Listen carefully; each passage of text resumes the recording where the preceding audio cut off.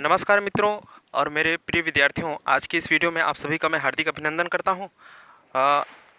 आप मेरे इस YouTube चैनल को सब्सक्राइब करें ताकि मेरा वीडियो आप तक पहले पहुंचे। आज बात करेंगे इस वीडियो में पाचन तंत्र की। आप सभी जानते हैं पाचन तंत्र, मनुष्य का पाचन तंत्र ये किस प्रकार से होते हैं। आइए डायग्राम के माध्यम से इसको हम अवलोकन करते हैं और जानते हैं। तो आपको स्क्रीन पर दिखाई दे रहा होगा कि इसका डायग्राम किस प्रकार से बनता है और इसमें बहुत सारे नाम हैं, जैसे जीवा है, मुंह है, कृषिका है, डायफ्राम, पित्ताशय। पित्ताशय जो पित्त रस का भंडारण करता है ना, पित्त नली, यकृत, अग्नाशय और साथ ही साथ परिशेषिका। आप बाएं तरफ देखें तो अमाशय है, क्षुद्रांत, विद्रांत जिसको कॉलन भी कहा जाता है, और गुदाद्वार। अब बात है कि हमारा जो मुंह से लेकर या मुख से लेकर गुदाद्वार तक जो भी नली पाए जाते हैं उनको आहार नाल कहा जाता है। ठीक है, आइए इसके बारे में थोड़ा सा हम जानकारी भी लेते हैं। पाचन तंत्र के भाग कौन कौन से इसके भाग हैं। मैं इसमें आहार नाल को नहीं जोड़ पाया हूँ, लेकिन आपको बता दूं कि ये जितने भी हैं ये पूरा आहार नाल के अंतर्गत आते हैं। जैसे पहला आपको इसमें दिख रहा होगा मुख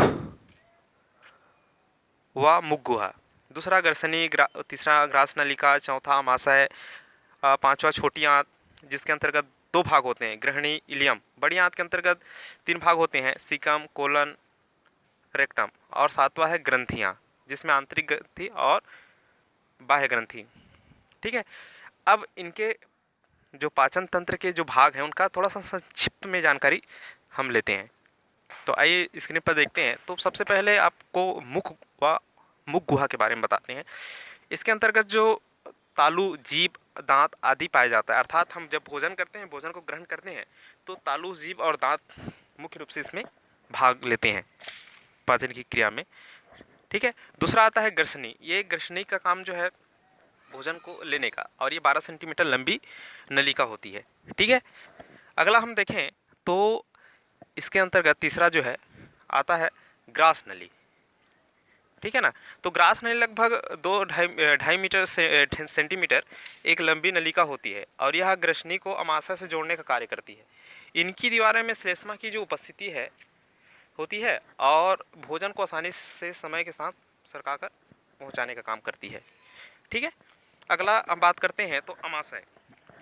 तो अमाशय सबसे चौड़ा और थैलीनुमा संरचना है हमारे शरीर की जो डाइजेशन सिस्टम उसका, और इनकी दीवारों में जठर ग्रंथियाँ होती है, इनसे जठर रस स्रावित होती है जो हमारे लिए बहुत फायदेमंद होता है। ठीक है, अगला देखते हैं तो अगला है छोटी आंत। छोटी आंत जो है 6.5 मीटर लंबी संकरी नली होती है और ये दो भागों से में बटी होती है, दो भागों में, एक गृहिणी कहलाती है और एक इलियम कहलाती है। ठीक है, तो आइए हम गृहिणी और इलियम की बात करते हैं। तो गृहिणी और इलियम क्या है? तो गृहिणी का जो कार्य है और क्या है ये, तो गृहिणी जो है पित्तवाहिनी व अग्नाशय नलिका में जाकर खुलती है। ठीक है, गृहिणी ड्यूडेनम भी कहा जाता है।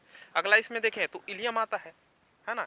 इलियम में उंगली नुमा छोटे छोटे बहुत सारे प्रवर्धक पाए जाते हैं जिनको हम विलाई या हिंदी में सूक्ष्मांकुर कहते हैं, और इनका मुख्य काम होता है पोषक तत्वों को अवशोषित करने का।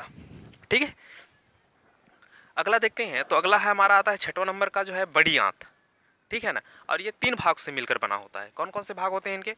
तो पहला तो एक भाग होता है कि सीकम, दूसरा होता है कोलन, और तीसरा होता है रेक्टम जिनको हिंदी में मलाशय भी कहते हैं। ठीक है, तो इस प्रकार से इनके 3 भाग से मिलकर बना होता है। अगला आता है ग्रंथियां। अब ये ग्रंथियां जो है 2 प्रकार की होती है, आंतरिक ग्रंथि और बाह्य ग्रंथि, और ये हमारी जो शरीर का जो डाइजेशन सिस्टम है उसमें भोजन को पचाने के लिए महत्वपूर्ण एंजाइम स्रावित करते हैं, रस स्रावित करते हैं ये ग्रंथियां जो है।